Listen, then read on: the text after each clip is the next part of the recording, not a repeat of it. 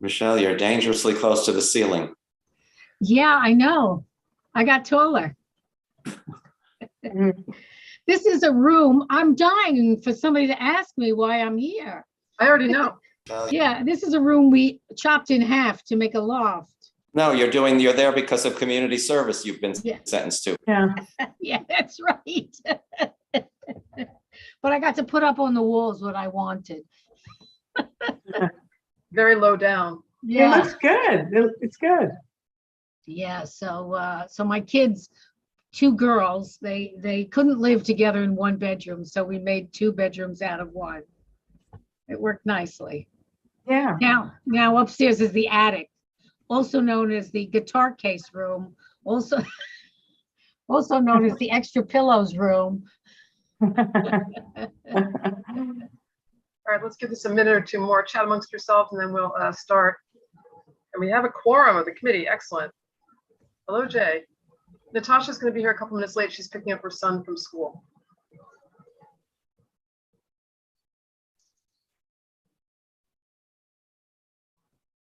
So I'm sure everyone's already heard that there's a really exciting bird in the park. There's a mourning warbler. It's not mourning like good morning, but mourning like I'm so sad. Uh-huh. Jill, are you laughing at me? Okay, so it's No, so tell us about it.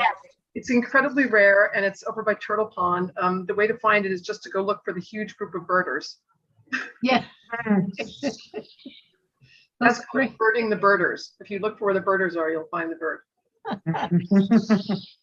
Okay. Who spotted it? Oh, yeah, that's right. You have to tell me that site that you have that warns you, that tells you about the birds. Manhattan Bird Alert. Oh, What bird was cited? A mourning warbler. M-O-R. Oh, I'm sorry. M-O-U-R-N-I-N-G. because we have mourning doves in the backyards, Yeah. obviously. Yeah. but they're related to pigeons. Yeah.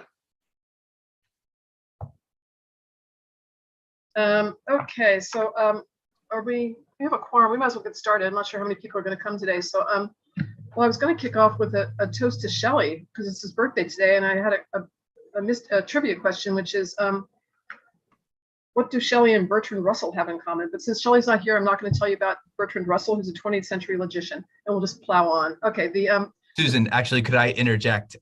Two quick things. One, because I just assigned you co-host, you have to, if you could promote Madeline. And two, when I spoke to Shelley about an hour ago, I think he specifically asked me that if we could put not coming to meetings on birthdays in the bylaws. So we might want to take it under advisement. Okay, well, that's actually very interesting. So if you talk to Shelley again, could you mention to him that when I told him what the day was, he said, oh, that's excellent. It's my birthday. I'll definitely be there.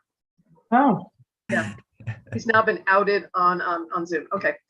So can you make somebody else the co-host, like maybe Barbara Adler, so she can help with the promoting? Yeah. Sure. I think you actually have to do that now because I just gave it up. Sorry about that. I should have done that first, perhaps. I'm doing it right now.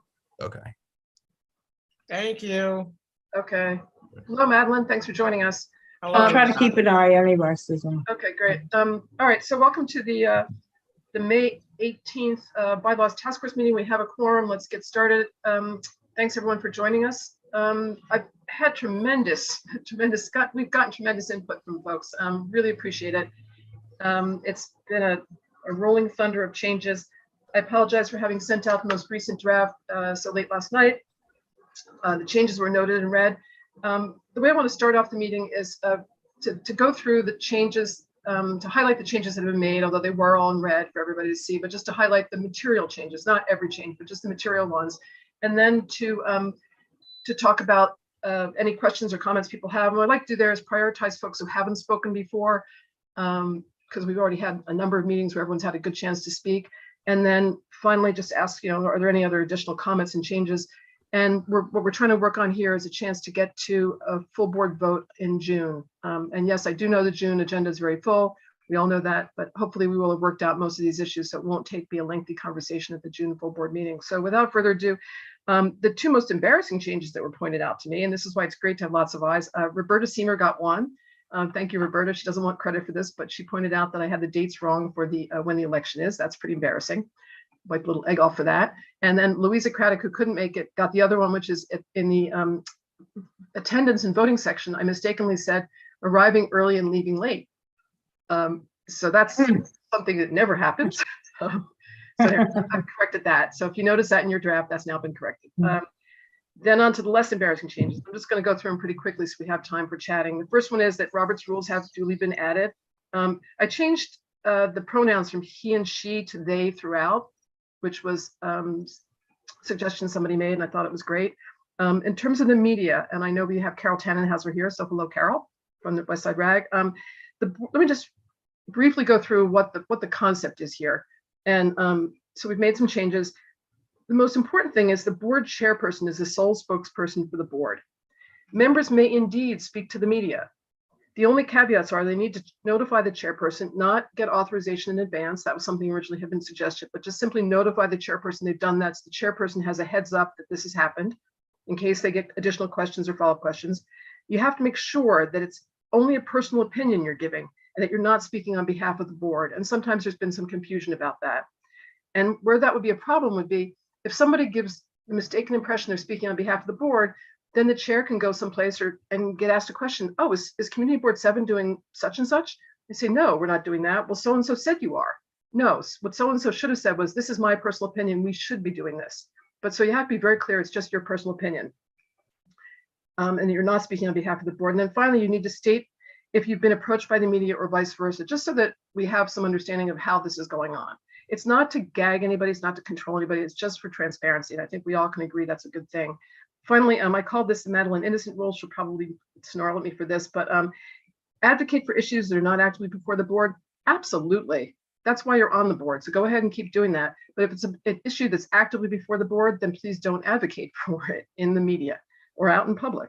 And finally, any violations of these regulations or these bylaws will be determined by the chair in consultation with the executive committee.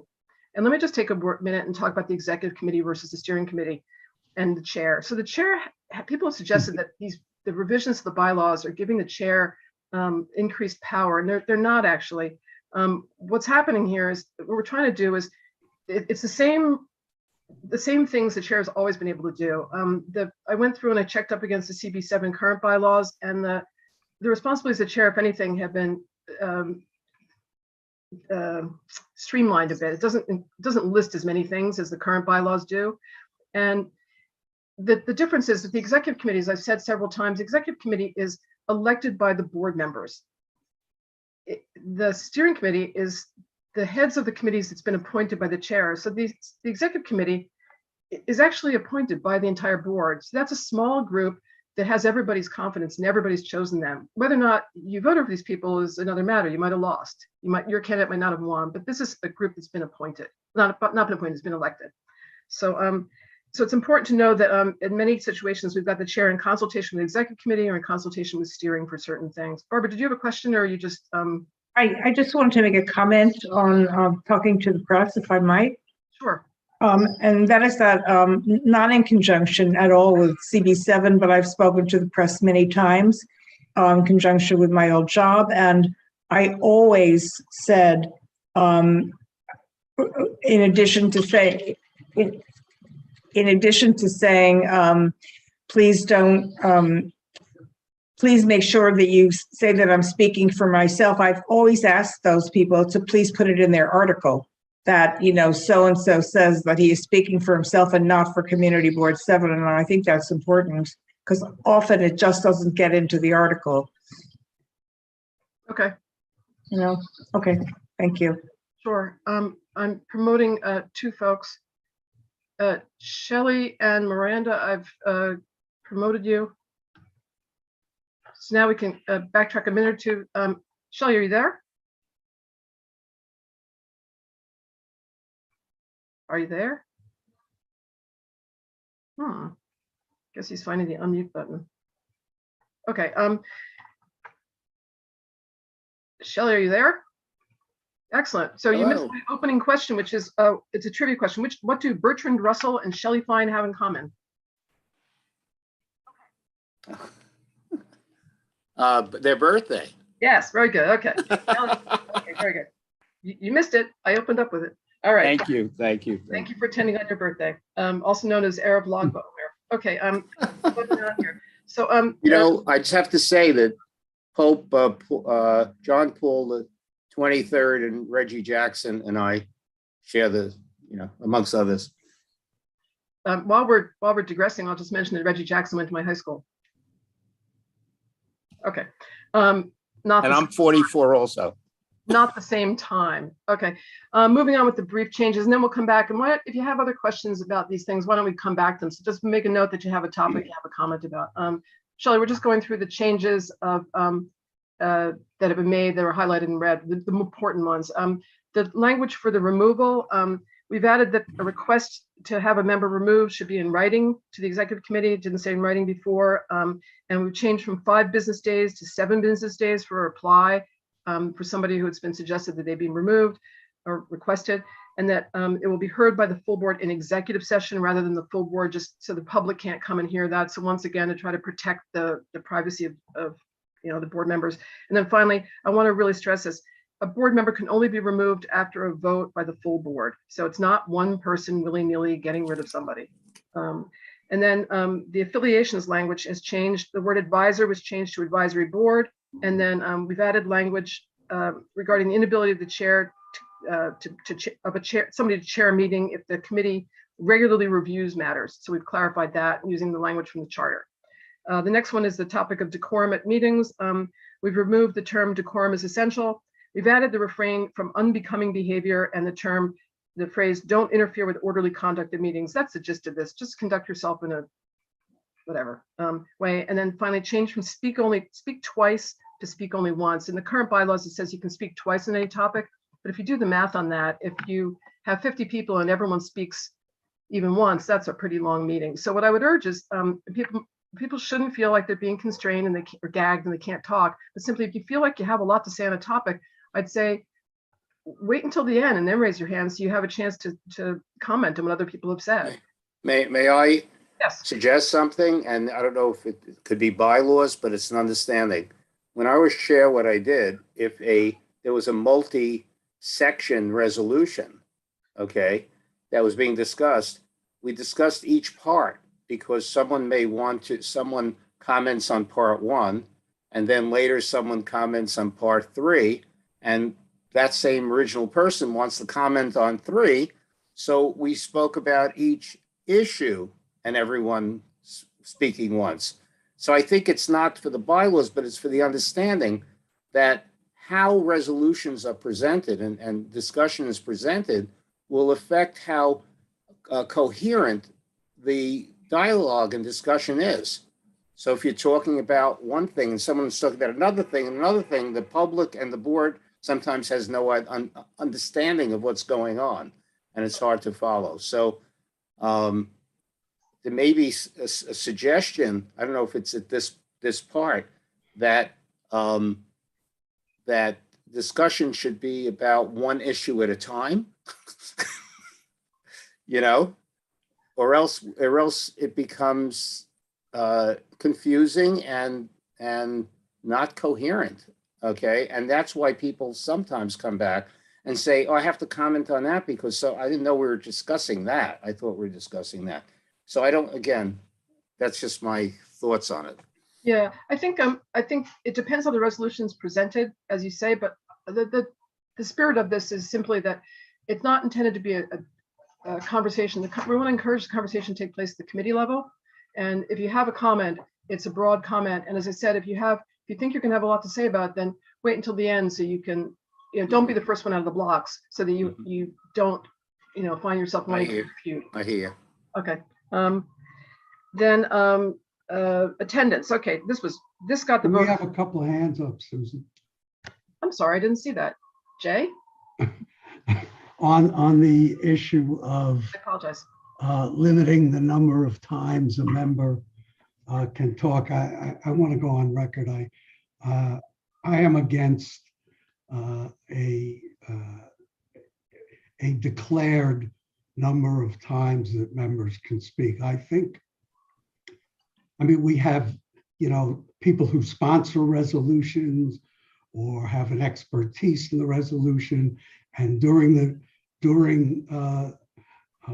the time when members speak, they may raise issues that require a response from someone else. And I think that one of the main functions, if not the main function, of the board chair and the committee chairs in committee is to run the meetings in an orderly fashion and impose limitations where they think they're appropriate and necessary. And what I found often is that having something on the books in the bylaws limiting someone to one speaking turn or even two can be used to stifle conversation at times. And I think some general guidelines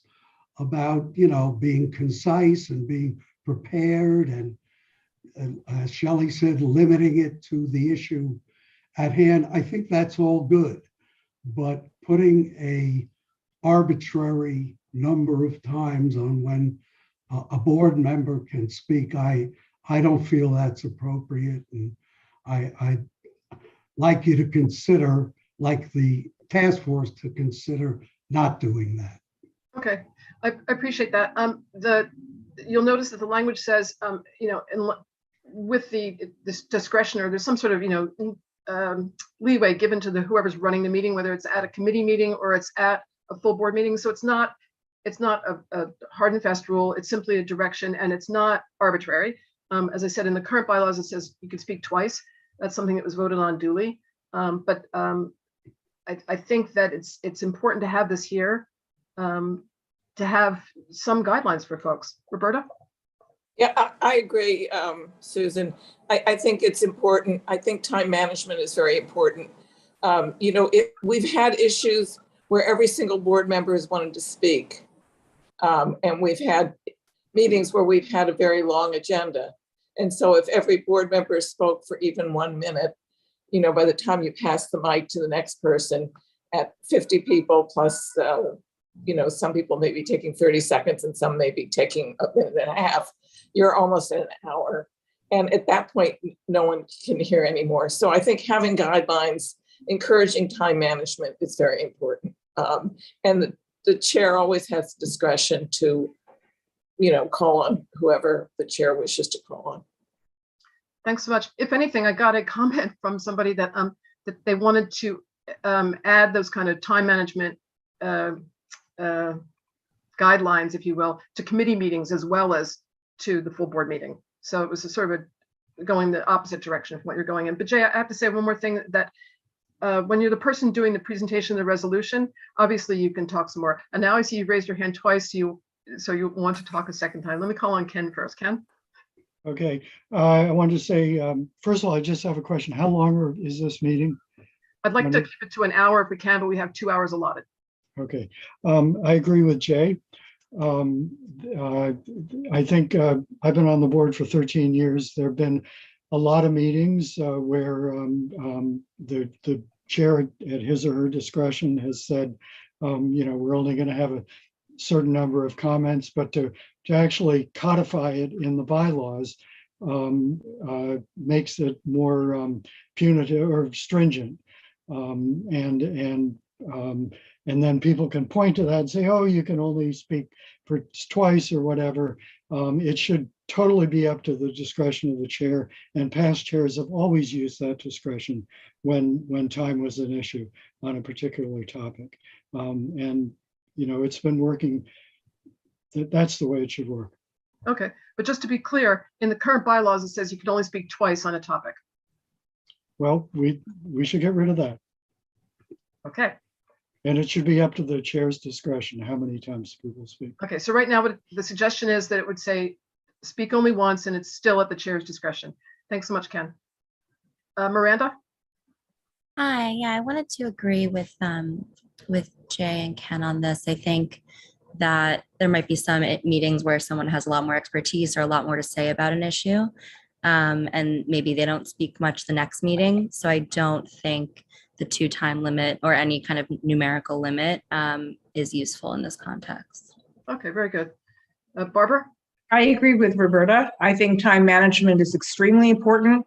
I am one of those people who has been too timid to speak up after numerous people, generally the same people over and over again, really hog all the time by asking 7 questions all at once or 7 comments, and then continuously raise their hands. And so in deference to time, I often lower my hand.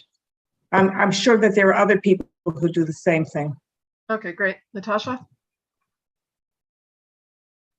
Yeah, I'm kind of in between. I do think it's important to set some sort of numerical limit, and twice is fine.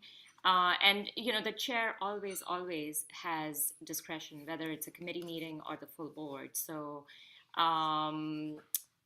that's what I would recommend, that we rely more on the chair's discretion, but we should set some sort of parameter, like only speaking twice. Okay, great. Mark? This isn't the issue I wanted to spend this much time on, but since we're here, if you're going to keep it at 1, I would encourage, I would rather use the word encouraged to speak only once rather than an absolute requirement that they speak only once, which still includes the time management issue that you folks are focusing on, which I don't share, but I understand. And so it's, difference of opinion. But still makes clear that there's leeway in there. There's a couple of other places where I think the word encourage should be used rather than an absolute requirement. But that's my, to try to add without repeating, that's my suggestion for that part. Okay, great. So let's have a couple more comments on this and then let's move on to Mark's point. Shelley, have you already spoken on this? No. Just very quickly, I think the most important thing is that no one should speak a second time before everyone who wanted to speak the first time has. And then we can guarantee that everyone who wants to speak will be heard. And then it could be at the discretion of the chair how much more we're going to do. I think that answers Barbara's question, because I understand what she means. You haven't had a chance. Others have spoken twice or 3 times. There's so much going on. You feel like giving up. Excellent. Thank you very much. So in conclusion, Jay, you want to say one more thing? Well, I just heard a couple of suggestions that I would be more comfortable with than an absolute. Yes. So I don't know how you want to handle it. I think they're good. Okay, I fine. If you're amenable to incorporating those and taking away the absolute. Absolutely. And then I think that's a good compromise. And I close by saying, Barbara, I never thought of you as timid. Okay, let's move on. In terms of the process here, if I could suggest, what we'll do here is take in all the input, and then I'll reach back to the task force to get consensus on this stuff. And then, these are great suggestions. We've had a lot of great suggestions. I think what's going to happen at the end of this whole process is that not everybody's going to get everything they want. And the best example of that is I wanted initial and final roll calls, and I'm not getting it. So, but I've stopped talking about it. Well, maybe not, but the point is, it's a good example of how, everyone's not getting everything they want. So at the end of the day, this is going to be consensus. I think we've got some really good suggestions. Thank you very much, Shelley. I like, Mark, the term encouraged to speak only once, as opposed to you may not speak more than once. But I also want to note that it did say unless permitted or unless, at the chair's discretion or whatever. And then also I love the idea of getting the back of the line till everyone's been served, but that's not how it was said, and I'll say it more discreetly. Okay, so let's move on to the next topic, which was, where were we? So that was decorum at meetings. Okay, attendance. As I was trying to say, attendance was a very popular topic. And the 75% just, that dog did not hunt. So that's gone, as you all noticed. And we've moved it back to the, you can't miss more than 7 of 12 meetings in 12 months that are unexcused. And I do want to highlight here that that is much more lenient than every other Manhattan community board. So when we were meeting in person, we had a sign-in sheet at the back of the room. And one of the concerns was that sign-in sheet was not particularly well monitored, meaning that at the end of the meeting, or like the last hour and a half of the meeting, nobody was really watching it. So anybody could leave, sign out, excuse me, and it looked like you had left at the end of the meeting and you hadn't. So what we're going to do now is make sure that somebody from the district office is there with the sign-in sheet and that you sign out at the time you say you sign out. The way to do that in Zoom land, my suggestion would be that you sign in and out. We would do it in the chat, but we don't have chat anymore. So instead you sign in and out in the Q&A, the way that Shelley did when he got here today, saying, Shelley, hi, I'm here. And then we've had a lot of discussion about what constitutes being at the meeting. And a suggestion here would be that if you arrive late by more than 30 minutes, or if you leave early by more than 30 minutes, it's simply noted. It's not clear if something will happen from that, but just it's noted, so it's there, it's information. So if it's a consistent record, somebody who's in a position to make some decision about it will make a decision about it. And the reason this is important is because the other day I got a phone call. I was tied up with something. I got a phone call saying, "Are you coming to this committee meeting? We don't have a quorum." And I've heard from a lot of people that there are times where they don't get quorum. So quorum is really important. And if you watch carefully at the full board meetings, we often don't have the same number of people we start with at the end of the meeting. It's really a drop. And if it's so competitive to get on the board, we should be able to have more than 32 people at the high water mark toward the end of the meeting. So that's a suggestion. Mark? Thanks. So I agree with the idea of signing in and signing out. And I have a suggestion for you at the end of this. The idea of using the Q&A, I just don't think works, only because I, as a panelist, I can't access the Q&A. I can respond to a Q&A, but I can't initiate a Q&A. So, now maybe the way to do that, and Max perhaps knows this better than me, that will be a refrain I'll repeat often today, I suspect, that if he says, here's the sign in, and then I can comment on it, maybe that's it. But I'm thinking that what Christian does for full board meetings is perhaps a better thing, which is to create a Google Doc, or, which I hate, by the way, but I have to learn, and I'm trying to get to the 20th century so that eventually I can join the 21st. But a Google Doc or one of those Google Forms or something like that, you got the right idea, but I'm not sure the technology agrees with you. Okay. My other suggestion, to add without repeating, I hope, is to make clear that which I would have loved to have been implicit and not need to be written down, which is you can only vote on those matters for which you were present at the meeting. I've added it. I've added it. Yeah, I didn't see it. I'm sorry. I've added it. I added it this morning. Okay. But great idea. I added it. I saw you come up with that, Mark, and I got out ahead of it right after I sent it out last night. Okay. Thank you very much. And I will work with Max to find something that we can do technologically. But the idea is there. Jay?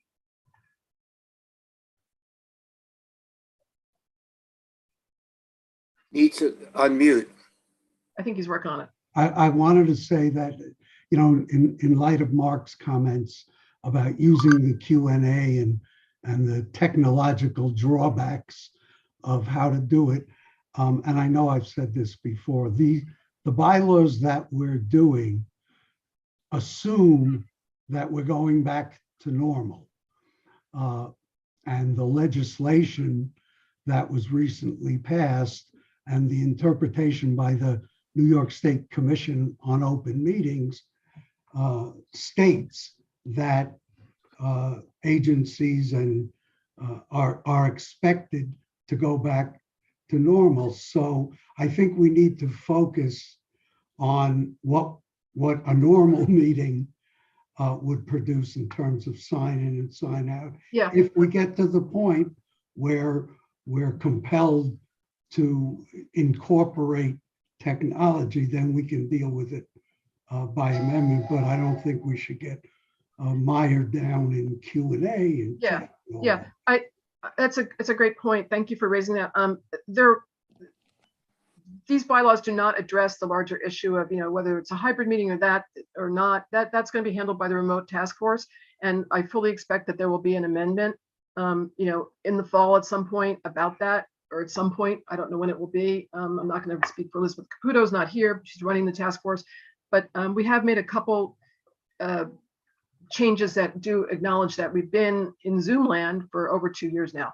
And I think it's important because attendance is such a hot topic. I think it's important to have something in there, and it will not take up everybody else's time. I will work with Max on this and I will get it sorted out some way that we can do it, or it will simply say what the spirit of it is. And then it will, but there will be something in this about if it's not in person, there has to be, because you can't just let it go because attendance is too important. You know, we just lost a board member because of attendance. So it's important. So any other questions or comments on this? Okay, elections. Okay, so the elections, the two two-year terms was not popular. So that's been sent back to the bullpen, if you will. And well, spring reference there. And so we're recommending that we stick the 3 one-year terms for the chair.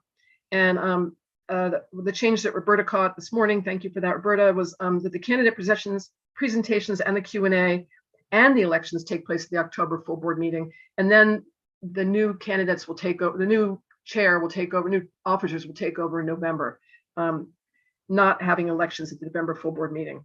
So that's that. Natasha, comments? Yeah, I just want to put on the record that I'm really not in favor of these 1-year long terms. I would really, really like everybody to consider 2-year long terms. It's, running a community board is a really tough Excuse me, Natasha, I can't hear you. I'm sorry. Can you put your headphones back in, Natasha? It's easier to hear you with them in. Yeah, I'm sorry. Oh, here they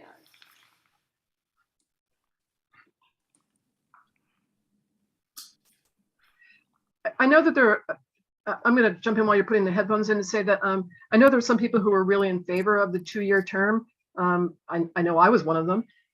But I will tell you that I've heard from a lot of people, and my sense is that that's not going to be something that's going to fly, because although there are good arguments for it on either side.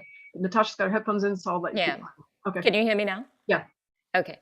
Yeah, no, I just wanted to put on the record. I know, we've talked about this at multiple meetings, that it's not a popular suggestion, but it is such a tough job. There's so much to learn. It's a people management job. It's a technical job. It's a relationship job. There are just so many different aspects to it that I really think that it's almost like you're almost setting up somebody to fail if you give them only a year to manage something like a community board. So I would really urge everybody, not just on the task force, but on the broader board, to consider putting back in the 2 years in a row term. Thank you. Okay.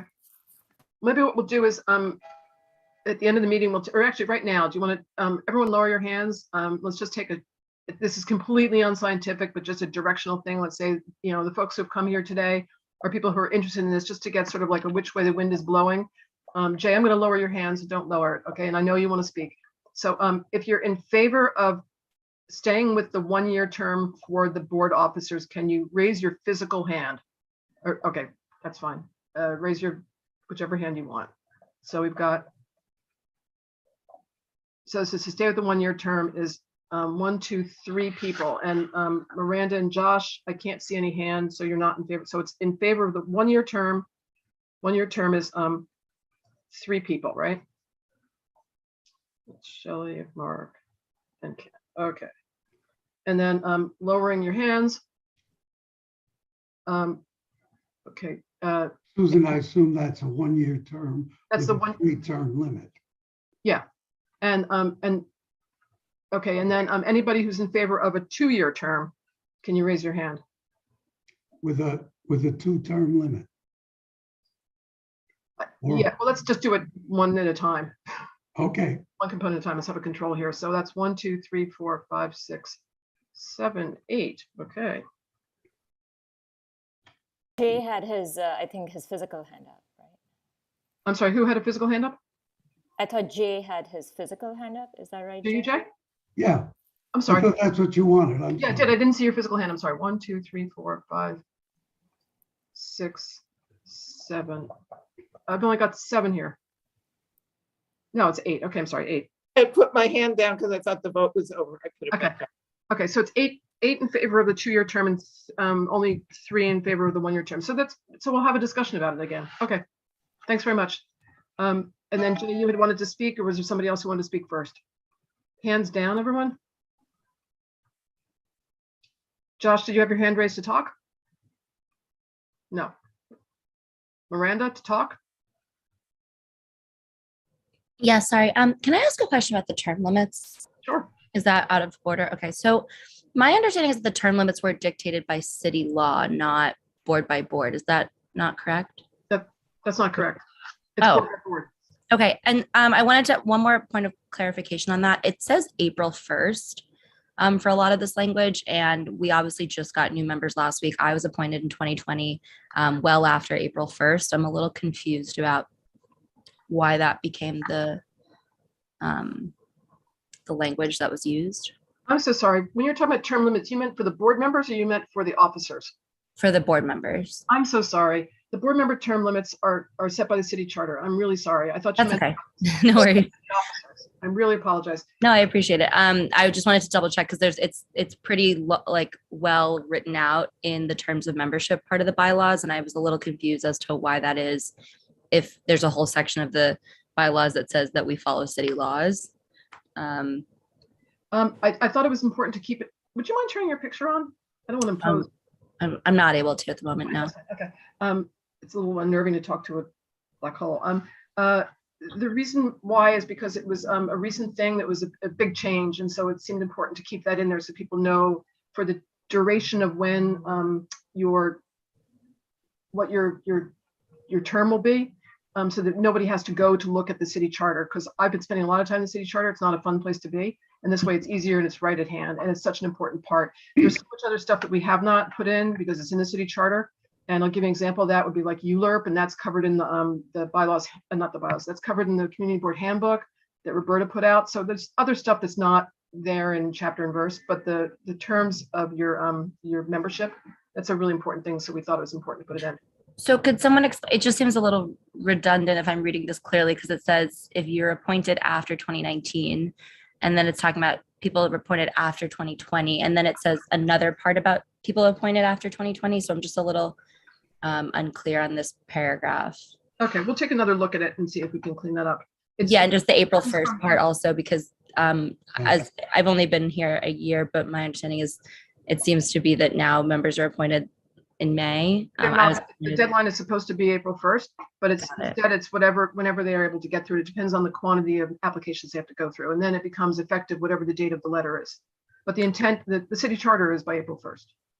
So people appointed on April 1st, 2020 can do 5 2-year terms, and then people appointed after April 2020 can do 4 2-year terms. Is that what I'm? Yes.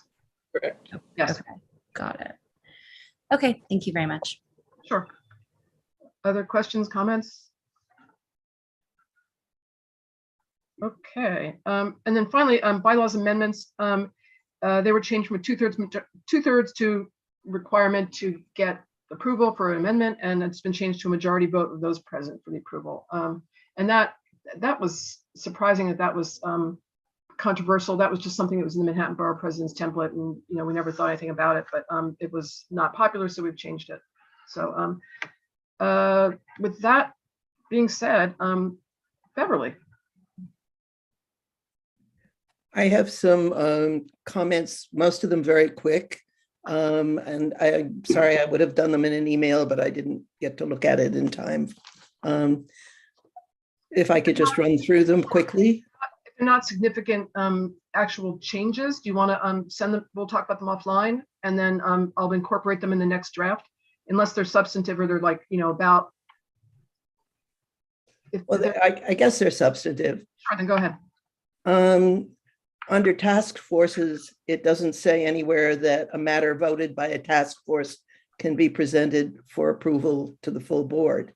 Doesn't say that in the task force section or in the section on agendas where it mentions only committee resolutions. I think it does, but I'll have to look into that.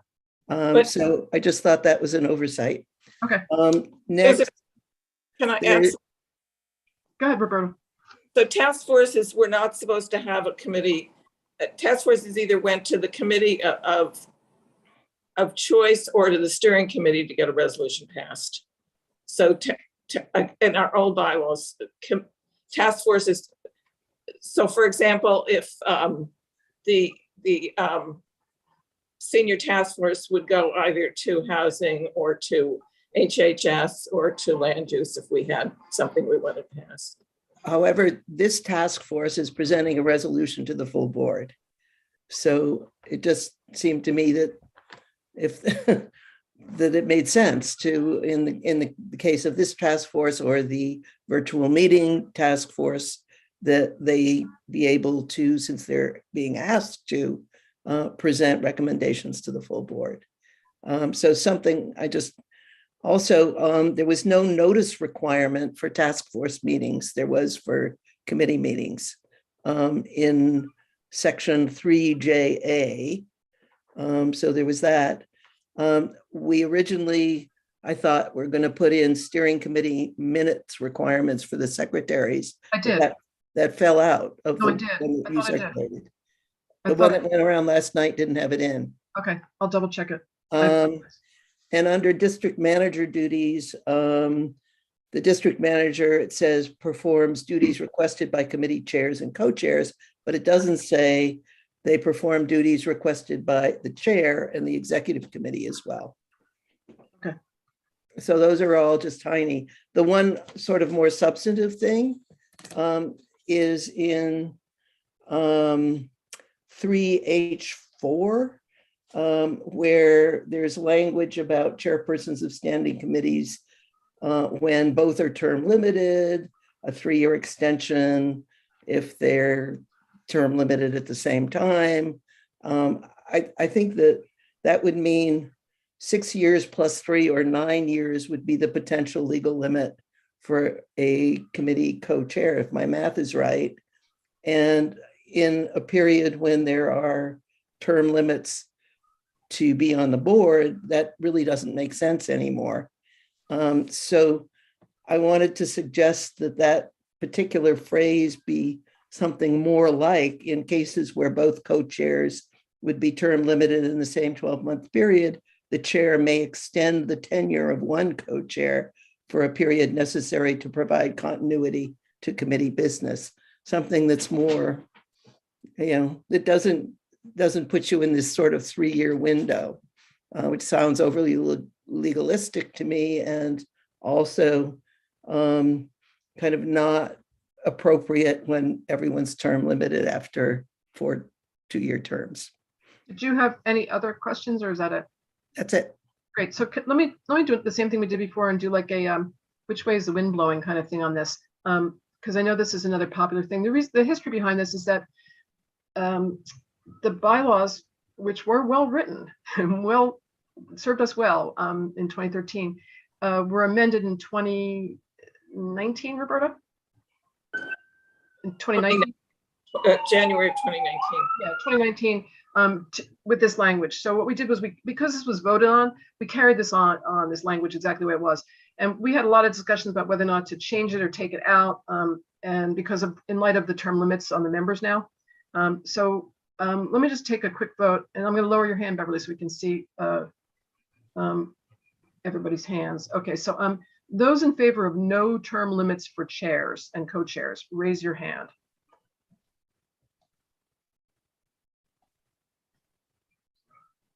Okay, so that's 2 votes. Okay, and I'm going to lower your hand, Jay.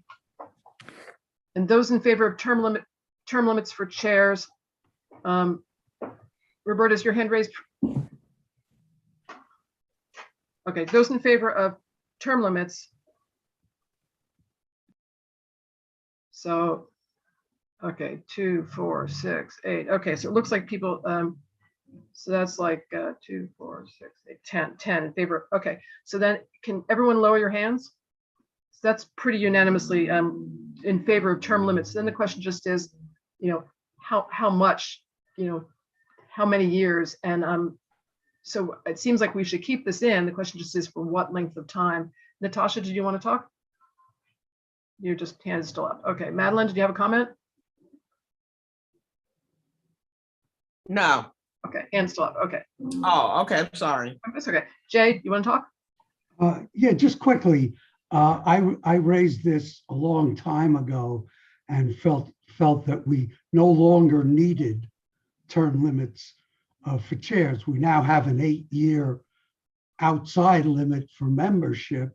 And in order for the 6 years to be relevant, you would have to be appointed as a co-chair in your first or second year. Otherwise, it's pretty much moot. And I felt that, it was to put a 6-year term limit on co-chairmanships is kind of, much ado about nothing. So I I think it's important to bear that in mind. It's not like being opposed to term limits. It's just under this scenario with 8-year terms limited, it seems it's not even necessary. It would be a rare occasion when someone would bump up against more than 5 or 6 years. Okay, thanks. I want to welcome Andrew Ritchie and apologize I didn't see him in attendees until now. Andrew, welcome to the meeting. Thank you. Have you been there for a while? Did you have anything you wanted to say and I didn't let you by mistake? No, I'm so sorry. I was stuck on a work meeting, so I actually just got in. So you were actually pretty quick, and I apologize. Okay. I'm getting here so late. Okay. Shelley. Yeah, I agree with Jay, but I like to also add that the chair of the board has discretion on limiting terms by not keeping the same chairs. And some chairs may be necessary because of their particular knowledge of an area and be there longer, and others we want to bring in new people. So I think our chairs have been pretty good about varying who is in those co-chair positions. So I don't see the necessity, along with the fact that it's almost moot because of the actual term limits of board members, which Jay said. The thing though about not having any term limits in here, I mean, I'm not taking a position on this, but the thing that's interesting about not having a term limit is that if you do have a term limit and then it's part of the bylaws and we all vote on it, then it's something that we all have agreed to. And that's sort of important in my mind, as opposed to just heaping that responsibility on the chair. And, you know, when people talk about, oh, the chair has too much power, this would be an example where you might want to have something in here that's like a guideline from the chair. So that's in favor of it. Anyway, Roberta? So there are two problems. One is it wasn't in our original bylaws to have 6-year terms. It was added at the board meeting where we voted on the bylaws. And the 6 years plus the 3 years is certainly much too long.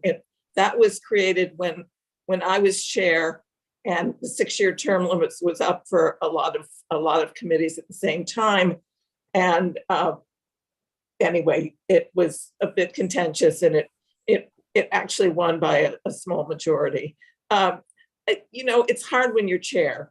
When you're chair and people have been co-chair of a committee and you want to make changes, you get a lot of pushback from the co-chairs, as Shelley well knows. So, and Mark too. So, you know, I could go either way, but I think if we're going to have term limits for chairs, it shouldn't be 6 years, and there shouldn't be a 3-year. I'm going to suggest 4 or 5 years if we do it, because if you have 8 years, your board is turning over every 8 years, or parts of your board are turning over every 8 years. It's very important to build with leadership.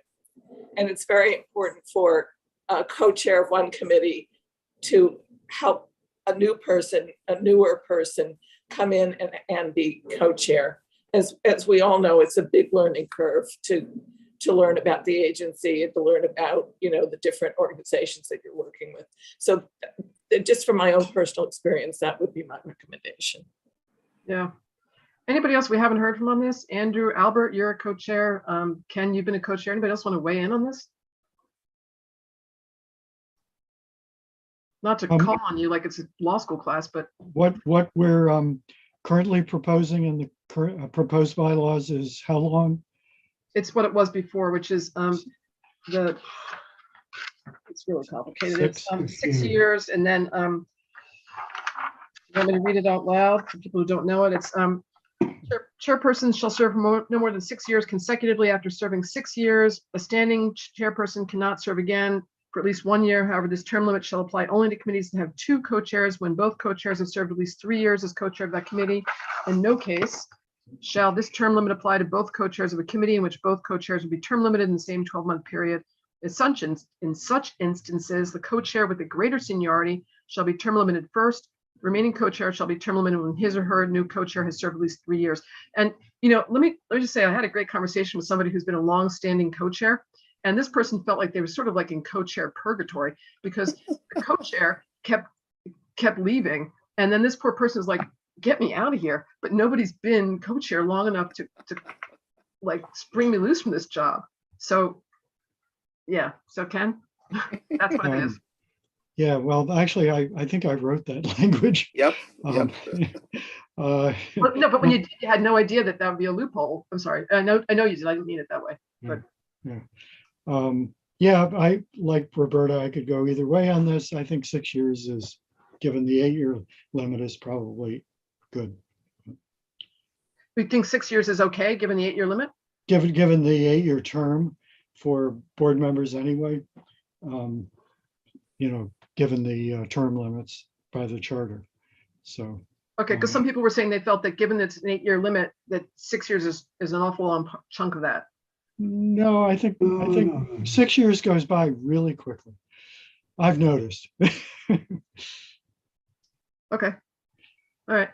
So you're okay with that? Yes. Okay, great. Mark? Thanks. While 6 years is a long time, to be sure, and I applaud that you're keeping it. The initial move was to keep it because it was voted on recently. I think that's a good way to approach. There's a practicality that's occurring to me as I'm listening to this discussion, and that is that while there's an 8-year term limit for service, it isn't like we're seeing a quarter of the board replaced, or even 12% of the board replaced every year. And so when that first 8-year term limit comes up in whatever year it is, I think it's 2027, we're going to lose probably 20 out of the 25 people who are up for reappointment that year, give or take, 19, 20, whatever. That's not even enough veterans to co-chair all the committees that we have right now. So having a longer, I understand the urge for a term limit. I generally don't support them, but since it was, I'm sort of taking a page from you, that since it was voted on by the full board, why not keep it? But I think you keep it at the length that it is, because there's going to be a brain drain when, especially in leadership, not necessarily in expertise, but in leadership, when those term limits start kicking in. Now that's why, to Miranda's point, that's why they staggered the 8-year term and then the 10-year term for the class of 2020, so that you wouldn't lose 9/10 of the board. But I do think that when you're talking about committee chair positions, that's going to be a different calculus, and you need the longer term limit. I hope that's useful. Okay, great. Andrew Albert, as a longstanding chair, I'm going to put you on the spot, my good friend, and ask you what you think about this, and then we're going to move on. I think the current language that you're incorporating in it probably makes some sense. Each person brings a different profile and knowledge base to co-chairmanship, and some of us might not be easily replaced, but some undoubtedly will replace us, and the world will go on. So I think having, the absence of having no term limits, having this 6-year out of an 8-year term probably is a large chunk of it and probably makes sense. Okay, great. If there are no further questions or comments on this, what I'll do is I'll reach back out to the task force and see where we want to net out. Barbara, you got a question, comment? You're muted. Muted. Barbara, you're muted. Barbara, you. Excuse me. I know we discussed this recently, and I apologize if we did it right here, which we may have done, but I think it is our responsibility to bring up the next group. And those of us who are chairs, who have gotten some experience, have a responsibility to pass that on to somebody else. And since we are term limited now, I think 6 years is cuckoo. I just think it's much too long. Yeah. I agree. I think that's the way I'm heading on this, folks. Is and I'm one vote of 50, but I'm going to reach out to a lot of people and see if we can get some sort of consensus on this. But for right now, we did have a straw sort of wind blowing direction kind of thing, that that 10 people thought there should be term limits of some length, and 2 people felt there should be, no term limits. And to Roberta's point, I know that it is really difficult for a chair to make changes without any sort of backup from the bylaws. And I do feel that it's important to have something that the whole board has an opportunity to vote on, and to have it be, a commonly shared document. But I do want to give Michele Parker a big hat tip for not repeating what she said at the last meeting. But I think it's an important point that there are some technical committee chair positions that really take a long time to, not that it took Michele a long time, but just there are some committees that take a while to come up to speed on, and preservation, BCI are 2 good examples of those. So with that being said, it's now 4:55. Why don't we have, let's say 20 minutes of, and see if that covers it, of just general comments on anything else and is on everybody's mind. We've had a number of meetings. We've covered a lot of ground. There have been a lot of changes. I hope people feel like we're listening and making changes. Go ahead, Mark Diller. Okay, thanks. I'm going to start with what I hope is an easy one and move on from there. The easy one is that there's a provision that says that anyone running for public office has to take a leave of absence. My understanding is that a leave of absence requires a vote of the board. At least I was told that by the general counsel of the borough president's office once upon a time. So it's not an automatic. It's not like you just sort of file a piece of paper and say, I'm taking a leave of absence. So that's another place where I would say that the bylaws should say we encourage people who are running for office or intending to run for office to take a leave of absence or to seek a leave of absence. But we can't guarantee that that's what they're going to do. With respect to speaking to the press, I appreciate the efforts that have been made to change that. I still am troubled by it in a number of respects. I'll just focus on one. I suspect that others will talk about other parts of this.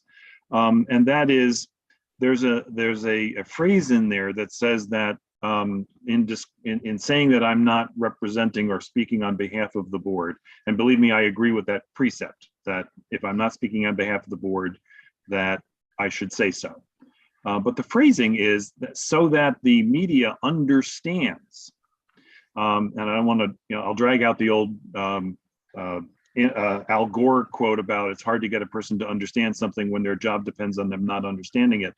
And the media, with apologies to our good friends at the RAG who do a great job of this, and I can offline I'll extol further virtues. Not every media, and I'm speaking now as a person who got the New York Times to print a retraction of how they quoted me once. So I'm talking about them, not the West Side Rag. They want to say Mark Diller, CB7 member, because it gives their quotation of me more gravitas, not because they give a hoot about what it is that I'm saying. They just want copy. So it is absolutely incumbent upon the person speaking to be clear about what they're saying, but the language can't turn on what the media person understands. It has to be what it is that I say, and I need to say it right up front. And I'm happy with any language that goes to that effect. I hope that we will have some more comment on the conflict of interest and affiliation provisions. I see that there have been some changes made. I see that there are some references to statutes, but I also think that some of the language continues to expand upon what the statute says. I disagree with that. Can you give me an example? Yeah, because there's a definition, for example, of what a position is in I think it's in the affiliation provision. But then I believe that it goes past what the statute says in terms of when I'm ineligible to vote. I continue to think that, and I can give you language that says in a more artful way than what I'm about to, which is that board members should recuse themselves when the law says that they should recuse themselves. And you can put in language that says this is important and everyone needs to pay attention. And you can even take the language of Article 68, Chapter 68, whatever it is, and append it to the bylaws, or I believe it's set forth in the employee handbook we get. But the interpretation of that should, I think the mischief is in trying to interpret a statute which is already heavily interpreted. And I think we just go with the language of what Article 68 says. And when it says I can't vote, I can't vote. And when it says I have to disclose something, I have to disclose it. And it shouldn't be characterized in the bylaws. It should just be repeated. And I know that that's a long thing to repeat, So that's my suggestion about that. I have a paragraph that might be that would say that a little more artfully, and I'm happy to share that if that would be useful. But that's my concern is that and it goes back, among other things, to my point once upon a time, which is we have this wonderful resource, which is the attorney of the day, on whom I've relied any number of times, and others have too, where if you call up and say, I'm about to do X, or I'm being asked to do Y, and I'm uncomfortable or concerned or whatever, and they will give me an answer based on the language of the statute, but they can't give me an answer based on the language of our bylaws. And that's why I think that's why I keep coming back to that. I appreciate that there have been efforts made on it, but I'm not sure we're there yet. And that's a pretty big thing because it takes a vote away from somebody under circumstances where they may disagree with me about whether or not they should be eligible to vote. I'll stop there. There are a few other smaller things, but I hope maybe those can be technical glitch fixes. Thanks. Yeah, I mean, certainly if you have small technical comments, I would really have welcomed getting them by email, Mark. You have my email address. I'd love to see them. It makes it a little bit easier in the paper chase that's now going on my desk to coordinate all this rather than being, also it doesn't take up everybody else's time and then everyone can see it as it gets distributed. So if you have language, that would be a great way to go with that. I'm not comfortable with the way you're characterizing this, that using the word characterize, that we're characterizing or that we're summarizing chapter 68. A number of people have looked at this and worked on this. And I'm a little surprised because at the recent preservation meeting, you were so careful to step over the back, way over backward and say, you didn't think you should vote, even though you hadn't been affiliated with the church for 7 years. So I'm going to stand. Yeah, but and to that point, I made a previous comment that I thought you should also include a statement that board members are privileged to recuse from voting when they feel that the appearance of impropriety reflects badly on them, even if the statute doesn't require it. So going in the opposite direction. And I didn't see that incorporated either. And I think that that's useful for folks like me at the Preservation Committee, where I was, wrestling with which way to go on whether to vote. So anyway. Okay, so well, appearance of impropriety is a great phrase. I'm sorry it didn't make it in there. I'll take this all back to, the task force will talk about this. There are going to be some people who are not going to be comfortable with where we net out on this, but there's been a lot of discussion about this from a lot of members on the board that that conflict of interest is an area where we need a lot of help. And so I think, what can I say? Andrew Ritchie, we haven't heard from you yet. Want to go ahead? Thank you. And sorry, I'm not on camera at the moment. I'm on the street. Yeah, so just following up on Mark's point, I do think the conflict of interest, is an important point. And if, a member should feel comfortable that if they call the attorney of the day, the response that they get is based on what the law is. And if we have an interpretation, and maybe Mark can answer this or someone can. So the attorney of the day cannot interpret a provision of our bylaws related to conflict of interest, correct? They can only interpret the actual law. Is that accurate? Okay, let me clear something up here. The bylaws are not going beyond chapter 68 in the conflict of interest. They're not doing that. We've had a couple. That is absolutely not true. Thank you, Ken. They're not going beyond that. And so we've had people take a look at that. And so it's not a question. And also I'm not comfortable with the term attorney of the day. That seems disrespectful to me. So let's refer to it as I'd be more comfortable referring to it as a conflict of interest board. So yes, they're there. They're a great resource. That's what they call it. Okay. Mark's right. Great. Okay. Stand corrected. It doesn't sound respectful, whatever. It doesn't matter. The point is, we're taking in lots of input from folks. We're going to weigh all this. We're going to incorporate what we can, and then we'll do the best we can with this. Not everyone's going to agree on everything. So go ahead, Andrew. Right. Yeah. So that was my statement that when you're contacting, a member is contacting the COIB, the response that they get, they should feel confident and comfortable acting upon that. And again, we don't have to go back and forth on it, but if, what is in our bylaws is different and that attorney is not able to interpret our actual language in our bylaws, I think that creates a gray area of concern. So I just think, again, it should be, you know, what the law is on the bylaws. Yeah, that's everyone. That's what it is obviously is going to be. Is when the city, it says in the very first paragraph of the bylaws that, you know, this is all whatever is in the law. And once again, we are not legislating new law. We are simply summarizing it and using the language so that it can be handy for the members of the board. Jay, would you like to talk to this briefly if you can? Yeah, just first of all, there are 4 sources of law that govern conflicts of interest of community board members. There is Chapter 68. There's also Section 1-15 of the special rules for community board members in the city rules, which, while Chapter 68 doesn't specifically mention when a board member can or cannot chair a committee, the special rules do. And that's the language that we've incorporated. And there's also the rules of the Conflict of Interest Board. And within those rules, there's a mandate that the Conflict of Interest Board issue public opinions, which then also have the force of the rules. There's yes, Mark, I know you're looking quizzical, but there is such language that calls upon the board to give opinions, formal opinions. And within those opinions, that's another source of conduct for community board members.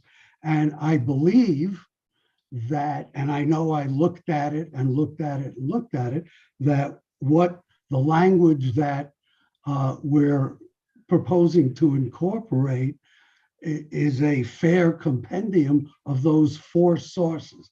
And with Susan's permission, I'm happy offline to talk to anyone who can point to me a situation that they feel is beyond that, where they would be impacted. And again, I would remind everybody that there is nothing in any conflict or affiliation rules that prohibits somebody from being on the board, that prohibits anyone from being on a committee of the board that deals with things concerned with their employment or affiliation.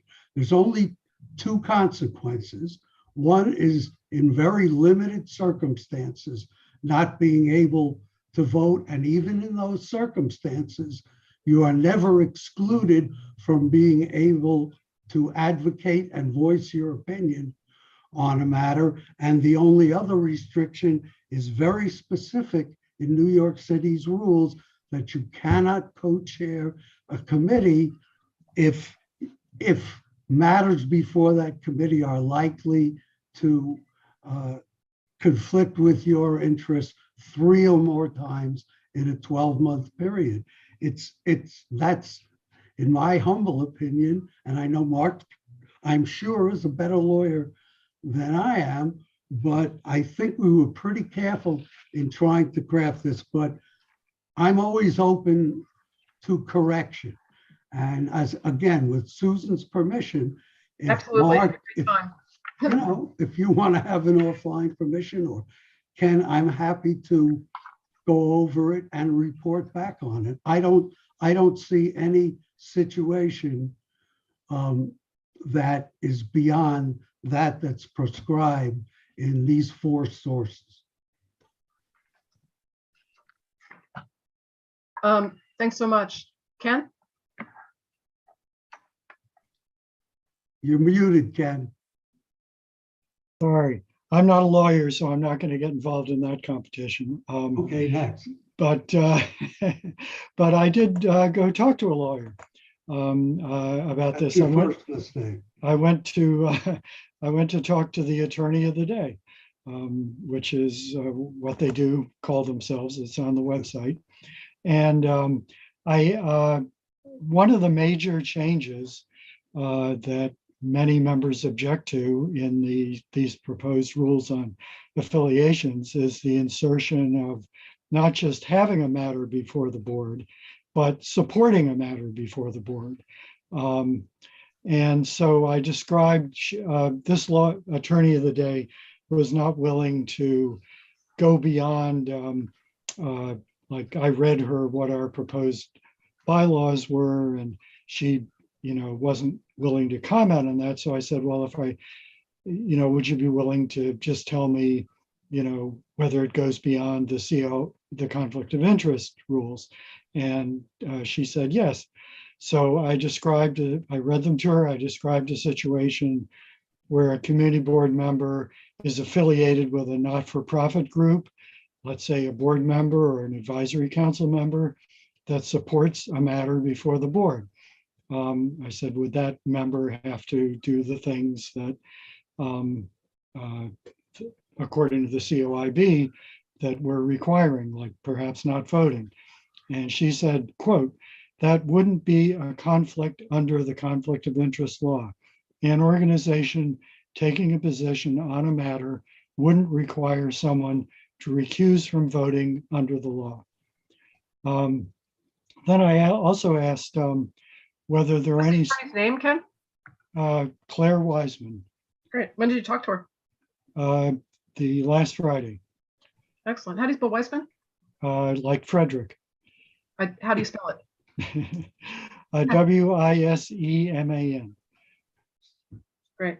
And then I also asked her, there's been some discussion about whether there's any other interest other than personal economic gain that we as a community board have to worry about in terms of contravening these laws. And so I asked her that, whether anything other than, quote, personal direct economic gain would require a CB member to disclose and not vote. And she said, quote, for community board members, the prohibition on voting is limited to a direct economic gain to the member or the member's associated party. Okay, but we have a difference of opinion on that, Ken, and it's not a difference of opinion between me and a lawyer that you've talked to at this conflict of interest board. It's a difference of opinion with the way you're presenting this and my understanding of the law from having done a lot of research and spoken to other people. But I appreciate your taking the time to do that. And also, the statute that you reference in the right below the affiliation, I know it just goes to a definition of what the term position is. I don't know. Okay. I don't see how that's relevant. Okay, we're obviously not going to agree on this. So why don't we move on? Thank you so much. But if you want these bylaws to pass, you're gonna have to think about where you can get support on. Hey, Ken, that was a little bit threatening. Not threatening. It's real politics. It was a little bit threatening. Yeah.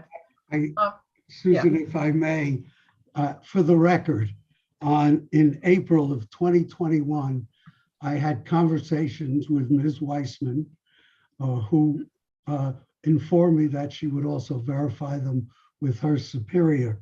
And in fact, I sent this task force an email with my conversation. And amongst other things, I said, when I spoke to her, I said, specifically, I wanted to know if, quote, other private interests included unpaid positions with not-for-profit organizations. The answer was that, quote, other private interests does include such positions. And then the law references other private interests. And I would call all of our attention for what authority is worse. The latest missive that we got from the borough president's office, in which he said that we're under an obligation and used the phrase other private interests to in those situations not to vote. And finally, for umpteen years, our bylaws said that under the affiliation section, and it defined an affiliation and then said that if that affiliated organization had taken a public position on the matter before the board, the member was required to declare himself or herself ineligible to vote. We lived under that proscription for many, many years until it was dropped, frankly, if not inadvertently, without the task force at that time considering it. So, but again, I'm happy to have an offline discussion and hash this out. And that'd be great. Convey it. Thanks so much. I think I want to give what I consider to be a really clear example here of that if you're on the PTA or you have a kid at a school and your school is applying to DOT to have the street closed for recess, if you're on the PTA or you're a parent with a kid at the school, you can vote on this. But if you're the head of the PTA, you shouldn't be voting on this. You can discuss it, but you shouldn't be voting on it because you have a disproportionate interest in this. You're in a leadership role. And that was the question that came up at the preservation meeting last week was we had two members on the committee who were not actually members of the committee. We had two people at the board members at the meeting. And one of the board members said, oh my gosh, I'm a member of this church. We have, this matter before us from the church, a preservation matter. Am I qualified to vote on this? And I said to the member, because so people turned to me and said, what's the ruling on this in terms of conflict of interest? And I said, well, are you in any leadership role at the church? And the member said, no. I said, fine, then you can vote on it. But if you're in a leadership role, then you shouldn't be voting on it. You can discuss it, but you shouldn't vote. And that's really the essence of this. Why don't we move on here? Natasha? You're muted. Yeah, I'm also not a lawyer, but I wanted to speak about two issues that seem to be quite popular. One of them is talking to the media and stating that what you're saying is your own opinion and not that of the boards. And Mark said something that the reason why a paper may want to publish your name and your affiliation as a CB7 member is because, what did you say, Mark, that it carries more gravitas, or you use They're interested in making a splash, not necessarily in they have an interest different than my interest in my disclaimer. That's, I guess, the easiest way to say it. So I guess my point is that I've always looked at it from the point of view of a reader, and often, even though I am a member of Community Board 7, a lot of times when I see other members quoted in these articles, it is actually very unclear to me what sort of position they are making. In fact, I can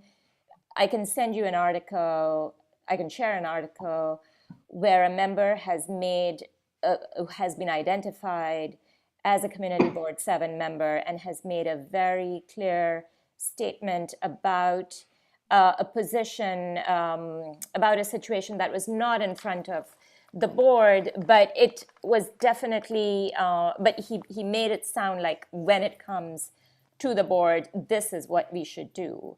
And often when you are a reader and you're not affiliated with the community board, it's very difficult to make that distinction. And I have yet to read an article that says that this is a CB7 member making this quote and he's not speaking on behalf of the board. Mm-hmm. But later on I find out, oh, actually so-and-so was in fact stating their own opinion.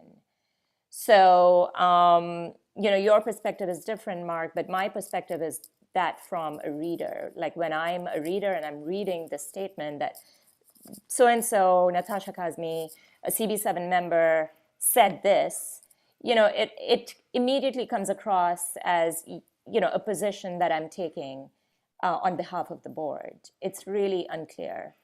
And I've heard from many people stating that they've told the reporters to only put in that this is their personal opinion and not the board's, but that hasn't made it in.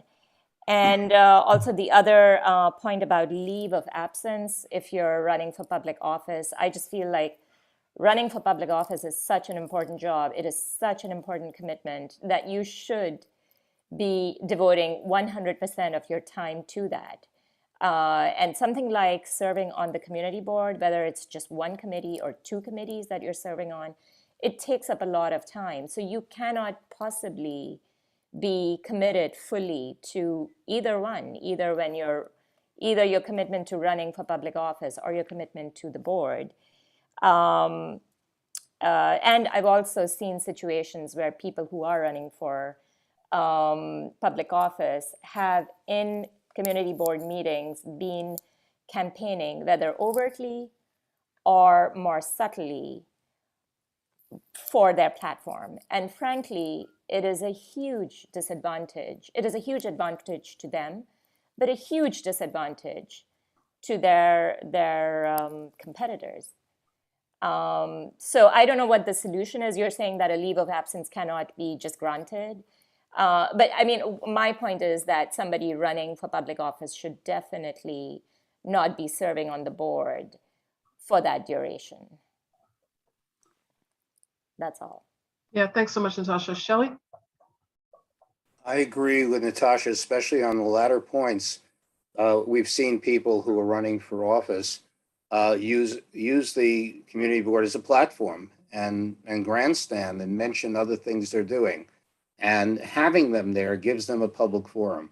And it's distracting and very often makes it very political and not necessarily in the interest of the a board coming to any kind of consensus. So I agree with that a lot. The other thing that I'm still concerned about that I mentioned once before is, and I'll take it from my personal point of view, I don't look to get into newspapers. I don't trust newspapers, particularly the big newspapers, because they always quote things in a certain way that can be taken not as you mentioned it. But when I'm contacted, and it happened 4 times in the last month and a half by the West Side Rag about things, I'm always speaking not as a member of the board, sometimes as a member of other organizations, which Shelley, I have authority. Carol Tannenhauser is here right now, right? What's that? You know that Carol Tannenhauser is here right now, right? From the West Side Rag? Oh, hi. Great. Okay, carry on. Okay.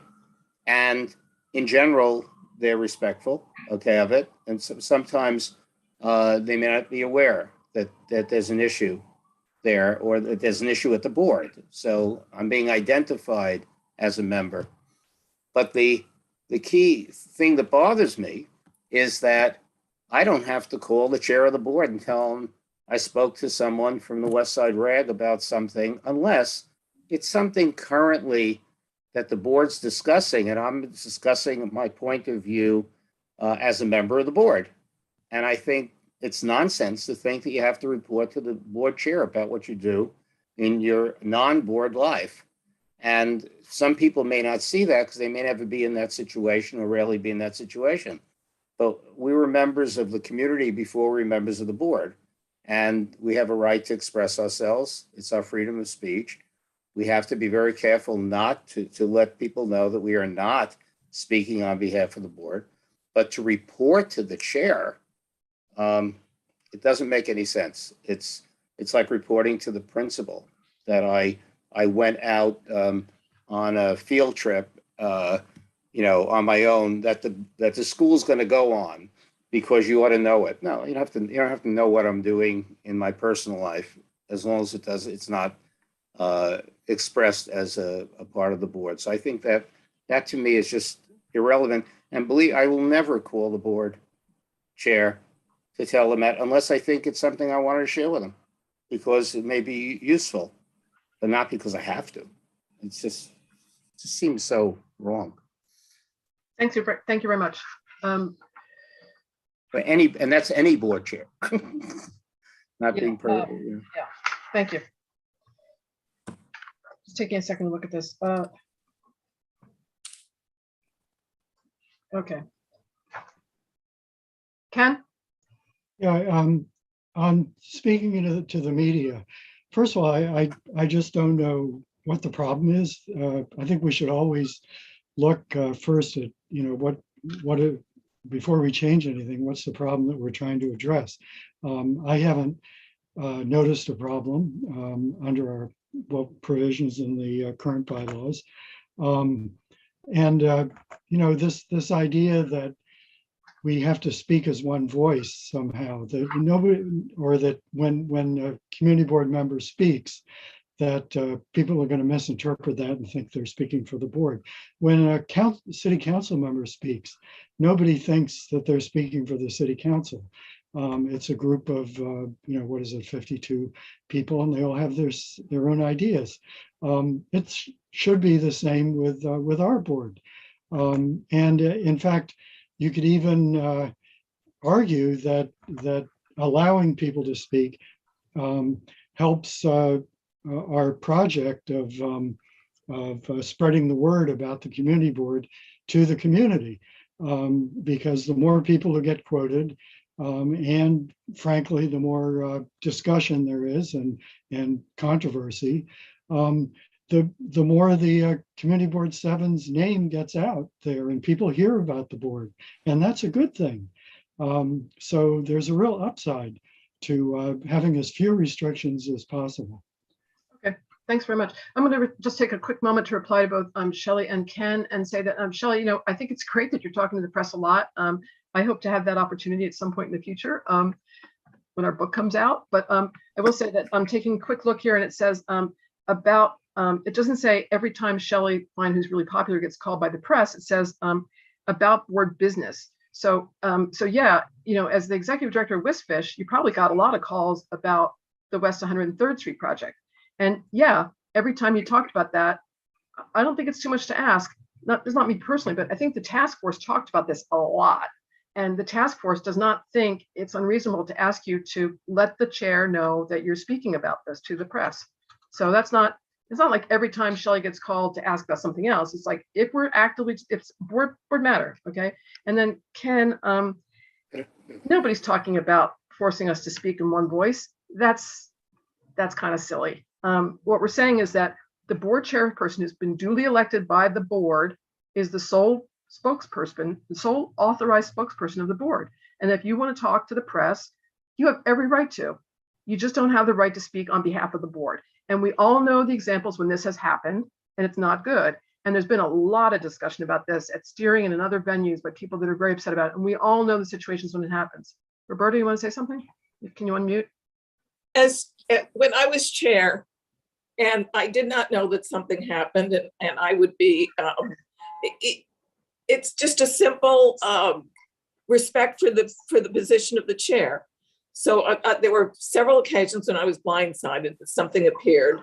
It's just nice to know that, I don't need to know what the person said, just that, that there was going to be an article coming up, and this person was going to be on TV even, or a radio talk show. I might even have known what they were going to say, but it just helps as chair that, you don't feel like a total idiot. Like, you're meeting with an elected official and they say, oh, by the way, Joe Schmo, you're a board member, chair of such and such a committee, was on TV last night. And I'm like, what? Thank you so much. And Shelley, one other thing, I don't know if you caught this at the beginning when I said that we encourage people to continue to advocate for the causes they care about. So this is not, as I said at the last meeting, I gag at the thought that anybody's talking about this as a gag rule. I really do. Andrew? Sorry. Yeah, I think it's a nice gesture for a board member to give the chair a heads up, like, hey, I spoke to the reg, I spoke to whomever about this issue. But at the same time, this is a community board, we're all appointed. The chair is not anyone's boss. This is not a company, it's not an administration where we are reporting to a person. So I think it's just the responsibility, frankly, of the reporter to be clear in their reporting that this person is a community board member versus speaking on behalf of the community board. And I hear Natasha, what she's saying, that when a person reads an article, it may seem like that person is speaking on behalf of the community board, but it's really the responsibility of, the periodical to do that and to follow up and clarify and ask for a retraction or a change, if it's appropriate. But I think as far as having to tell the chair you had a conversation seems a bit much, but I think it's obviously a very nice gesture. Yeah, I don't think it's a question of having to tell the chair. And as I've said in the past, we're not just saying you need to get a hall pass to go to the bathroom. That's not what this is. The prior authorization has been struck. And you have to notify and you have to receive prior authorization. That's not it. This is, and it's not, oh, I can't get a hold of the chair. No, send an email or text. That's it. You don't have to hunt the person down like a wild dog by phone. Just send a text, send an email and say, one heads up, FYI, I spoke to this publication, they reached out to me for a quote, or I reached out to this organization because I want them to know about my views on blah, blah, blah, whatever it is. That's all we're asking. It's a courtesy thing. The chair has been elected by the board. The chair is a sole spokesperson. That's not a question. I mean, that is the way it's supposed to work. But so in my case, I speak with, 10 reporters a week. Some of it, while it may not be directly related to the board, there could certainly be matters that have a relationship to the board. Should I be sending a note to them saying, hey, I spoke to this person? I don't know if the reporter is going to make any reference to my, being on Community Board 7 or not. But that kind of creates a bit of a gray area for me. Andrew, there's never been a time when I've seen your name in the press, and you're in the press a lot. There has never been a time when I have thought, wow, that was over any line whatsoever. Never. I'm just one person voicing an opinion here. Wish I could see your face so I could assure you eye to eye. It just never has happened. However, if we're actively discussing, the rights of delivery workers to use restaurants' bathrooms, or if we're discussing, whether the restaurants should be in the streets, and we're about to vote on it, and you get collared by 25 different publications about that, yeah, I think you should send, one email per day, let's say, saying, I'm in the press a lot right now. I'm getting lots of questions about this, and I think the chair would understand that. So this is not intended to be punitive. This is a pretty reasonable thing, folks. I think we all know the situations where why this is coming up. So, Jay, you're muted. Sorry. I apologize. I haven't focused a tremendous amount of attention on the media thing, but in listening to Shelley and Andrew and stuff, I think we have to do two things. I would fall back to Mark's approach on a couple of other matters about encouragement language as opposed to requirement language. And I also think that, and I don't have the language in front of me, Susan, but we ought to make it clear that what we're talking about are matters before the board. It says that, Jay. That's why I took a look at it. So I'll relook at it. That should be absolutely clear. And I think it's right. I think, and I don't say this all the time, but I think we need to rely on each other's discretion, and sense of responsibility to know when we should shoot an email or a text message saying, I'm getting 12 calls about this, and you just should know that this is going on. So I tend to be in the corner of trying to be less restrictive, or as little restrictive as possible, and making sure, and I apologize, I didn't look at the language lately, to make it 100% clear that we are not talking about people's affiliation or their employment and so forth, that we are talking only about commentary of matters that are before the board or anticipated coming before the board, such as a resolution to support X, Y, and Z. Yes. And I'll take another look at the language. We'll go back and we'll clarify it. Absolutely. Yeah. But I want to say, Chris Cooper is a friend of mine, Chris Cooper, the bird watcher of Chris Cooper and the park fame. And, I would not have, if he were a member of CB7 and I were the chair, I would not have wanted to get notified every time Chris was contacted by the press. I think it would have been sufficient to say, Susan, I'm going to be all over the place. Period. So I think there's some judgment that can be used here, to everybody's point. We're grown-ups, we can use some judgment. If there are no more comments on that, are there any other issues that people have? I think we will go back and take a look at that, though. Thank you very much on that. Any other topics of interest? Okay, usual suspects. Shelley? You're muted. Oh, this is kind of a part of what we're just talking about, just that I didn't mention. Sometimes you're quoted from the community board meeting. That's fine. That's different. Okay, and that should be made clear because you can't do anything about it. We'll be Okay, fine. We'll clarify and that that. should be made clear. I Yeah, had that in there and someone wanted it taken out. It's totally fine. Yeah, totally. great. Thank you. I shouldn't Thank say you. I. We had that in there. It was, yes, totally fine. That's the whole point. You have the floor. You can talk once concisely, but you can say what you want. Okay, Ken? Okay, I have a number of things. But first I'm wondering what you did, if anything, with the list, the document that Rich sent you about many, I think it was 50 some changes that could be made fixed easily. I forwarded that to the rest of the task force. I think there were 113 documented changes to the current CP7 bylaws. And what happened with that was that, as we've said for a long time, in January 2020, when we started the task force, we had 15 or 20 people together, and we decided that our starting point should be to work with the Manhattan Borough President's template and go from there. So it would have been more useful if Rich had sent something that was, as Richard Ash did, for example. Richard, he's not here today, but he did a brilliant close read. A number of people have done that, a brilliant close read, and they've sent actual, verbiage suggestions. But so we did take a look at it. Thank you very much. Next question.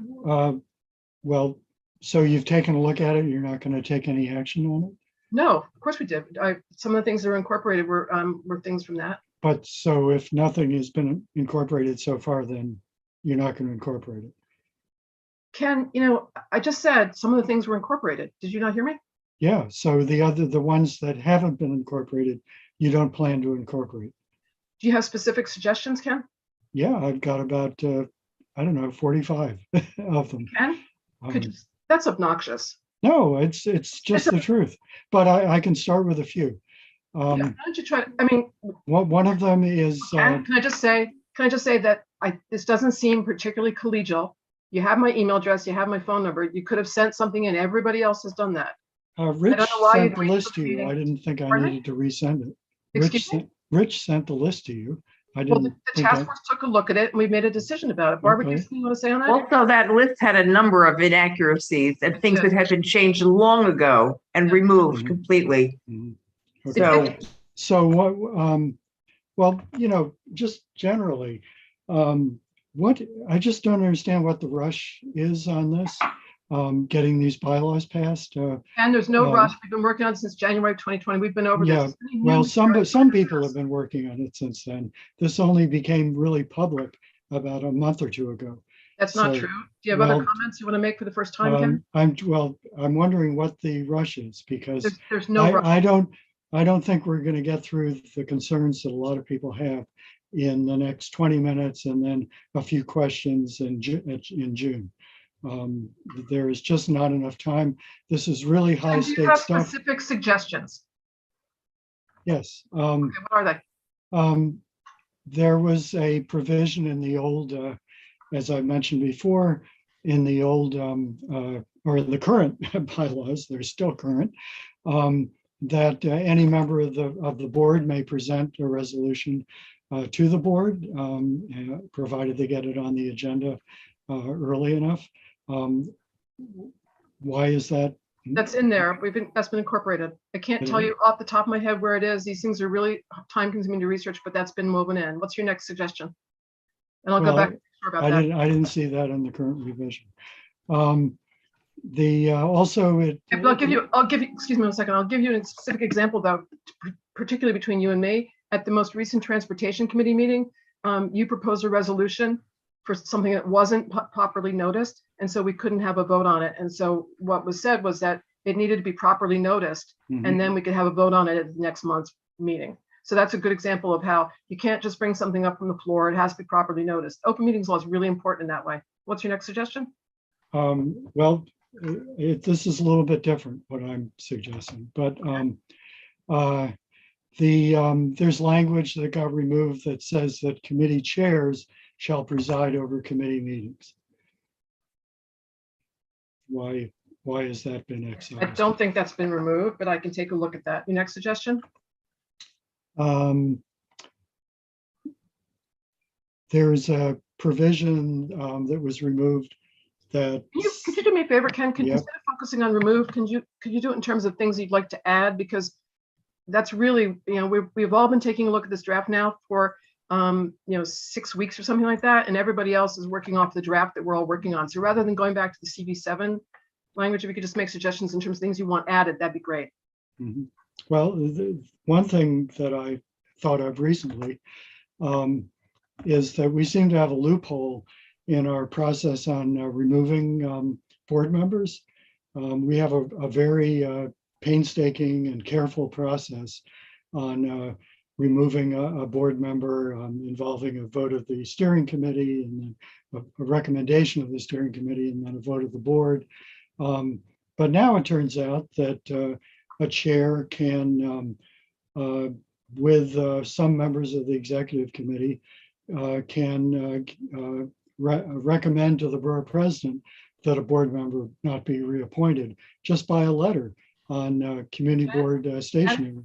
So I think we need I'm proposing that we add a provision that curtails that and makes that Excuse me a much second. more careful. Excuse me. Yep. Do you have any other suggestions?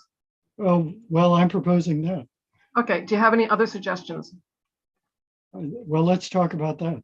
I don't think that's an appropriate thing to discuss at the Why bylaws, not? because that's, Ken, you're way out of line. That's not appropriate to discuss. I'm A member proposing, was not, that's Roberta. we've identified a loophole in We the have- bylaws regarding Roberta? removal.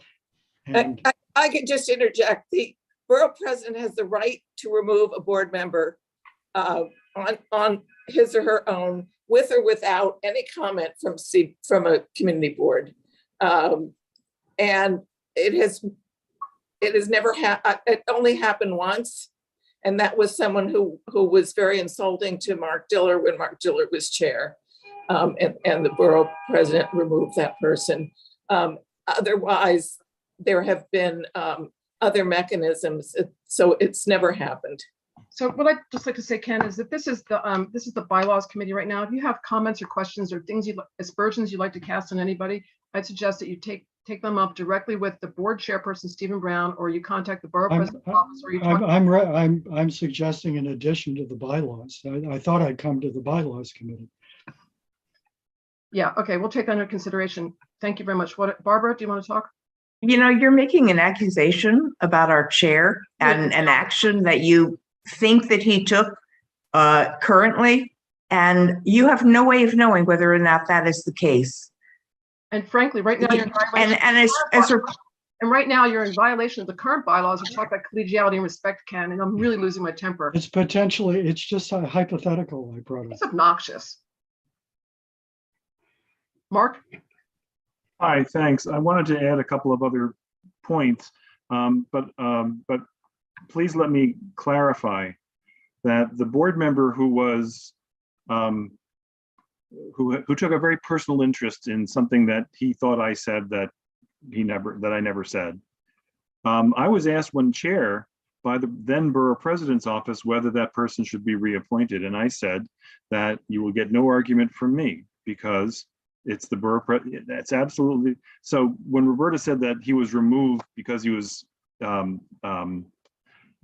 was disrespectful to me, he sure was, but no way that was I don't want my fingerprints anywhere near that. I said exactly the opposite. Mark, I didn't mean to imply that. That did not mean to imply that. I'm sorry. Okay, thank you. Okay. Moving on to something different. I think that the minority report possibility, even though it's almost never invoked, is a good thing. It is an outlet for folks, especially when there's a close vote and there might be a coalition that thinks that the agency should hear from the folks who lost, if I may be crass. So I would recommend that be reconsidered. There was some talk previously about saying out loud that which we've all acknowledged, which is it is everyone's responsibility, and certainly everyone in leadership's responsibility, to develop new leadership. Perhaps in the term limits section or somewhere else, a sentence to that effect could be added. I think that's worth saying out loud. The last is, and I'm looking at section 4D, and it looks like number 2, A and B, it seems to suggest that the executive committee, first of all, you know that I'm not in favor of eliminating the July meetings except when called, as opposed to having them be a default call and then they can be waived if not. But I'm concerned, especially the idea that the executive committee, and the words here are, shall transact any necessary business. Because I understand the way that community boards work is that we speak through full board resolutions. And I was chastised once when I was chair about even suggesting that a steering vote might be useful comment. Now, it is the case that from time to time, we appear at agencies with committee action, not full board action. And we're always very careful to say, because of your timing and our limitations and so forth, we're not able to give you a full board vote. Here's what the committee thought. And obviously it has a lot less impact when that's done. But this, so I'm concerned both about the concept that's in the executive committee actions section. And I'm especially concerned about marrying that up with what, because with the difference between a committee action and a full board action. So I would recommend that perhaps that be, I would think that needs to come out, because I'm not sure how you could phrase it better that would still be consistent with what's expected of us. We'll take another look at it. Yeah, but at the very least, the language needs to be looked at rather carefully. We'll take a look at it, but I do want to say that that you are right. I mean, certainly, once again, to our recent preservation meeting, we have 2 topics that went to LPC, are going to go to LPC the day of our full board meeting in June, and the full board will now have an opportunity to have a resolution on that. So there is some precedence for that. And once again, if I may, if you could pause just on that for one quick second. And the reason I didn't make a stink at preservation about that was not just because Jay has done some good work on this and has a good understanding about it, but because it appears as though it was our error in when we calendared or suggested that our full board would be meeting. So the people who were affected by that were relying in good faith on an honest mistake, and you shouldn't punish them for that. That's why I thought that was appropriate. So anyway, that's kind of in the spirit of what I was talking about. Sure, but we'll take a look at that. Thanks, Mark. Ken, did you have any other substantive comments, suggestions, other than discussing matters that are not properly before the board, this committee, in my opinion? Okay, yeah, I do. Have we, is the thing still in about getting rid of multiple rounds of voting for chair elections? We'll take a look at it. It didn't seem necessary because there's only been 1 vice chair. We'll take a look at it. I'll take a look at it. No, I mean, what if there are 3? What if there are 3 candidates for chair? We'll take a look at it. Okay. And the secretary, do they, is part of their job to take steering meeting minutes? Yes, and that's a mistake that's not in there. Okay. I believe it is. I'll check it, but once again, I'm human. Say it ain't so. And the let me see. There was a provision saying that, I think you remove the power of steering to act for the board, like through a letter or something. I didn't do anything, but we'll take a look at that. So you want to add in that steering can write what is the exact thing? I'd have to give you the actual wording, but it's something that was in the current bylaws that isn't in these. Well, can you send me the actual wording? Yeah. Ken? Yep. And not today? Yes. Great. Because once again, we've been working on this for, everyone's had this full draft for about 6 weeks now. Well, they haven't had the revised draft. They only had that for a few hours. Right, but the revised draft is something, I mean, okay, you're really, you're not acting in like a really collegial way here, Ken. I have to say, you're really pushing my All button. right, I'm just going to move on to the next one. That'd be great. Task force chairs can no longer, or can be part of steering under the proposed bylaws. Yes. Maybe that warrants discussion. That was discussed. It was? Okay. It was discussed it was discussed at the task force meetings, and then it's in the, how many more of these do you have, Ken? That's actually, I've read, I don't have any more. Oh, okay. Yeah, that was one that was discussed, and that was one of the things we thought was important. Okay. What do you think about that? Do you think the task force chair should not be part of steering? I think I would be against it. Yeah. Why is that? I think steering is, you know, I think for one thing that the proposed bylaws take away from steering and give to the executive committee a lot of powers that properly belong to steering, should remain with steering. But I think steering is shouldn't be such an elastic body. It should be more concrete, more firm, and not so changeable. And because I think there are a lot of things that steering does and should do that are very important for the board. And there shouldn't be a whole lot of coming and going and a lot of discussion about who belongs on it and who doesn't. So, Yeah, there aren't that many task forces, and I would say that it takes, you know, the steering committee. I think it takes the chair and maybe in consultation with steering to set up a task force. But also, that's an important forum for people who run task forces to update, you know, the steering committee, what's going on, and to give, and anyone can attend steering. So it's a great opportunity to hear what's going on at all the committees in detail. That's well, the, people can attend steering. I attend steering a lot also. Ken, can I finish? Please. Yeah, thank you very much. I didn't interrupt you very much. Not much. Not much, except when you were, yeah, okay.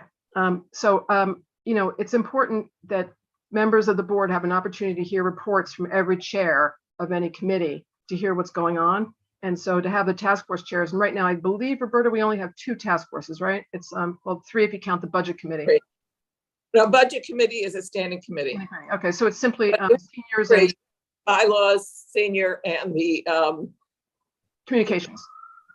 no, the Elizabeth Caputo's Public group. safety, Okay, it's 3, thank you. public safety. Oh, public safety, there are 4. Public safety, so 4, so they're not really, I don't think it's fair to characterize as coming and going, but thank you for your input. I'm really speaking about voting, being a voting member of steering.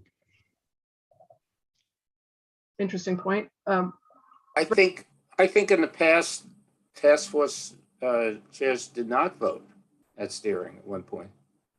May I? You go ahead. They weren't members of steering. In the past, they weren't members, so they could come. The current bylaws don't provide a vote for task force leaders. And there was some time recently where this became an issue. So I put my hand up in part because I disagree with Ken, and I think that the task force leaders should be full members of steering. I'm glad to see, I think you eliminated the chair emeritus position, which will make Ethel happy because she was never happy with the word emeritus, but also because its role as preserving continuity, I think, is well handled elsewhere, and I think that was the only motivation for it. So that I agree with. And there was a vote at steering at some point recently, and my son is now calling me, so I'm going to apologize in 2 seconds. May I call you right back? Thanks. Kids always come first.